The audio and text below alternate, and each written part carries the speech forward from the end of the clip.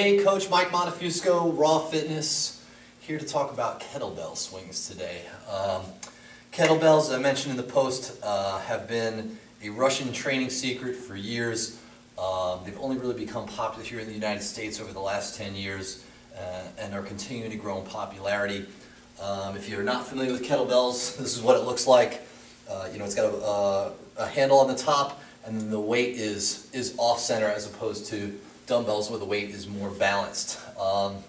This makes the kettlebell the ideal training tool for some exercises, particularly the kettlebell swing. We do a lot of these here. I'll show you the finished product of the kettlebell swing from the side so you get a good view. It looks like this. Okay. Now I'm going to break it down. First of all, you see a lot of arm action with this. I mean, my arms are clearly swinging up. I will tell you, this is predominantly a lower body exercise. A lot of people try and muscle it up. If you see someone do a kettlebell swing and the bell is down like so, they're muscling it up.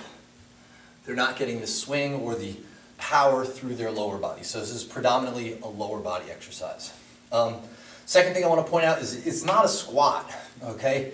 Probably the biggest miscue I see with kettlebell swings are people that are trying to squat the weight up. So you'll see it look kind of like this. You'll notice a lot of flexing at the knees, and they're kind of trying to swing like so, okay?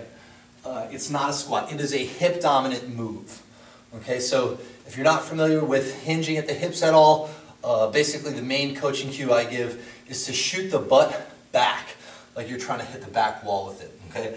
There is a slight bend in my knees, although it's not predominantly knee-based. So it's a hip-dominant move. I'm popping the hips, kind of like you're doing the deal, hence the title in the video. Next thing I want to point out is that the kettlebell should pass, the ball of the bell should pass between the knees and not the ankles. I see a lot of people swing, and you'll see something looks kind of like this. That's a lot of strain on the low back. So proper kettlebell swing goes between the knees. And then the last compensation or misfire that I see frequently is people hyperextending at the low back, where they'll kind of come up and lean back like so. We want to avoid that. So kettlebell swing, predominantly lower body. It's not a squat. It's hip dominant exercise. It's an explosive movement. The ball should pass between the knees as opposed to the ankles or lower down, and don't hyperextend the low back. So now that we've put all those cues together, I'll show you the finished product again. Looks like this. And I'm exploding through the hips. Squeeze the glutes, pop, and the bell should fire up and away. Now, when we get someone that masters the kettlebell swing, we will introduce the band-resisted variation that I don't think the athletic training population does quite enough of. It's an awesome maneuver. It's a kettlebell swing.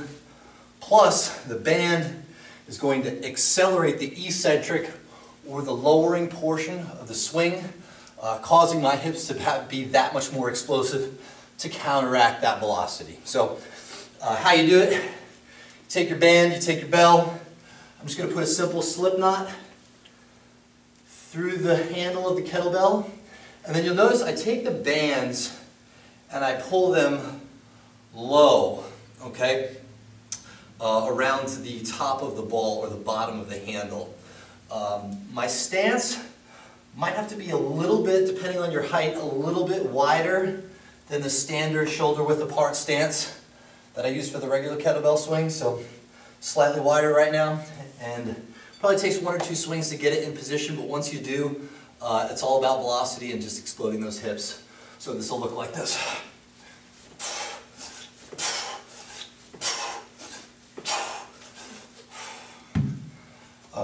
Yeah, and that is profoundly harder than the counterpart without the band.